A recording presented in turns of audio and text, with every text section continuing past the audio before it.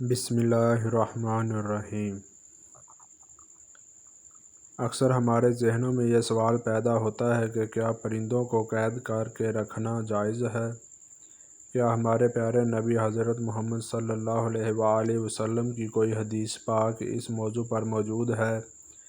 کبوتر کو گھر میں رکھنے سے خوشحالی آتی ہے یا کہ وہ گھر والوں کے لیے منحوس ہوتا ہے؟ کبوتروں کا جنات سے کیا تعلق ہے؟ کبوتر کسی بھی شخص کو بد دعا کب دیتا ہے؟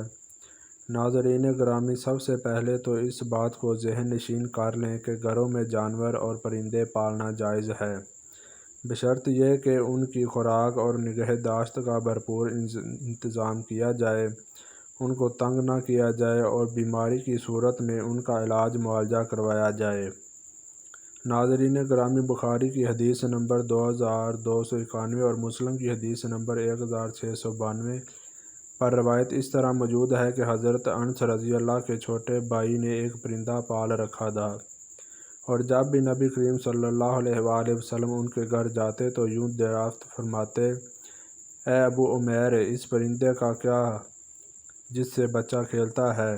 اب ذرا غور فرمائے کہ اگر پرندہ رکھنا گناہ ہوتا تو ضرور حضور نبی کریم صلی اللہ علیہ وآلہ وسلم حضرت انس رضی اللہ تعالیٰ عنہ کو منع فرماتے۔ بے شک پرندے گھر میں رکھے جا سکتے ہیں، لیکن یہ یاد رکھیے کہ اگر آپ نے کسی بھی پرندے یا جانور کو گھر میں رکھا اور اس کا خیال نہ رکھا تو پھر ضرور آپ گناہ کے مرتکب ہوں گے، جیسا کہ نبی آخر الزماں سرور کائنات حضرت محمد صلی اللہ علیہ وآلہ وسلم نے فرمایا: ایک عورت صرف اس وجہ سے جہنم میں جائے گی کہ اس نے ایک بلی کو اس حال میں باندھے رکھا کہ نہ اس کو کچھ کھانے کو دیا اور نہ ہی پانی پلایا، اور نہ اس کو کھلا چھوڑا کہ وہ خود کھا پی لے، اور بلی اسی بدحالی میں مر گئی۔ اس طرح کبوتر کو بھی گھر میں پالنے سے منع نہیں کیا گیا، لیکن پرندوں کو ستانا ایک بہت بڑا گناہ ہے، جیسا کہ ابو داؤد شریف میں عبداللہ بن مسعود رضی اللہ تعالیٰ عنہ کی روایت کردہ ایک حدیث میں کبوتروں کا ذکر ہے۔ ایک کبوتر حضور پاک صلی اللہ علیہ وآلہ وسلم کے پاس آیا اور اپنی زبان میں کچھ کہنے لگا۔ جب وہ چپ ہوا تو حضور پاک صلی اللہ علیہ وآلہ وسلم فرمانے لگے کہ میرے کسی صحابی نے اس کبوتر کے گھونسلے سے انڈے اٹھائے ہیں۔ پاس ہی ایک صحابی نے اقرار کیا تو حضور اکرم صلی اللہ علیہ وآلہ وسلم نے انہیں حکم دیا کہ فوراً اس کے انڈے واپس رکھ آئیں۔ ناظرین گرامی، پرندوں کو ستانے میں کوئی خیر نہیں ہے، بلکہ الٹا پرندے اپنے ستانے والے کے لیے بد دعا کرتے ہیں، چونکہ کبوتر بھی ان پرندوں میں شامل ہے جو کہ انبیاء علیہ الصلوۃ والسلام کا پسندیدہ رہا ہے۔ اس لیے اگر کبوتر کو ستایا جائے گا تو کبوتر بھی بد دعا دے سکتا ہے، لہٰذا کبوتر کو ستانے سے اجتناب کرنا چاہیے۔ کبوتر کے حوالے سے آپ کو بتاتے ہیں کہ اسلامی تعلیمات اس کے بارے میں کیا کہتی ہیں۔ احادیث میں ہے کہ گھریلو کبوتر خدا کو بہت یاد کرتے ہیں، اہل بیت کو دوست رکھتے ہیں اور صحابہ خانہ کو دعا دیتے ہیں کہ اللہ تمہیں برکت دے۔ کسی شخص نے رسول اللہ صلی اللہ علیہ وآلہ وسلم سے تنہائی کی شکایت کی تو آپ صلی اللہ علیہ وآلہ وسلم نے فرمایا کہ ایک جوڑا کبوتر پال لے۔ حضرت جعفر فرماتے ہیں کہ کبوتروں کے پرندوں میں سے ہے، کبوتر گھر میں رکھو، چونکہ حضرت نوح علیہ السلام نے اس کو پسند فرمایا اور دعا دی ہے کہ کسی بھی پرندے پر اتنا پیار نہیں آتا جتنا کبوتر پر آتا ہے۔ آپ نے فرمایا جس گھر میں کبوتر ہو اس گھر میں رہنے والے جنوں کی آفتوں سے محفوظ رہیں گے، کیونکہ جنوں کے بچے گھروں میں کھیلتے پھرتے ہیں، جس گھر میں کبوتر ہوتے ہیں وہ ان سے مشغول رہتے ہیں اور آدمی کی طرف متوجہ نہیں ہوتے۔ یہ کبوتر ہی وہی خوش قسمت پرندہ تھا کہ جسے حضرت نوح علیہ السلام نے جب طوفانی کشتی تھما تو کشتی سے اڑایا کہ دیکھ کر آئے کہ کہاں پر خشک زمین ہے۔ روایات بتاتی ہیں کہ کبوتر کے پر جڑنے میں بھی خیر ہے، کیونکہ یہ تب جڑتے ہیں جب شیطان بھاگتے ہیں۔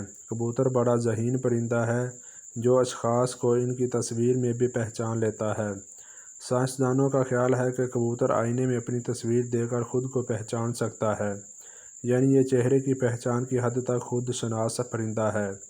یہ خصوصیت چونکہ دوسرے پرندوں میں نہیں پائی جاتی، اس لیے اس کی اپنی جداگانہ حیثیت ہے جو کسی بھی دوسرے پرندے سے انہیں اس خصوصیت میں ممتاز کرتی ہے۔ اس کے علاوہ کبوتر میں حروف کو شناخت کرنے کی صلاحیت بھی پائی جاتی ہے، ایک تجربے کے ذریعے سائنسدانوں نے یہ ثابت کیا ہے کہ کبوتر پورے انگریزی حروف تہجی کو شناخت کرتا ہے، جو ان کے ذہنی صلاحیت کی آئینہ دار ہوتی ہے۔ کبوتر اپنی چونچ سے پانی چوس کر پینا جانتا ہے، جبکہ دوسرے پرندوں میں یہ خصوصیت نہیں پائی جاتی۔ کبوتر ہزاروں میل دور سے اپنے گھر کا پتہ ڈھونڈ لیتے ہیں، یہ کیسے ممکن ہے؟ اس کے متعلق کئی نظریات پیش کیے گئے ہیں، جن میں ایک نظریہ مقناطیسی حیثیت کا نظریہ ہے، جس کی وجہ یہ ہے کہ یہ جاندار سورج کو رہنما بنا کر مشرق و مغرب کی سمتوں کا تعین کرتا ہے۔ بے شک کبوتر کا گھر میں پالنا باعث برکت ہے، کیونکہ نبی کریم صلی اللہ علیہ وآلہ وسلم نے بھی کبوتر کو پسند فرمایا۔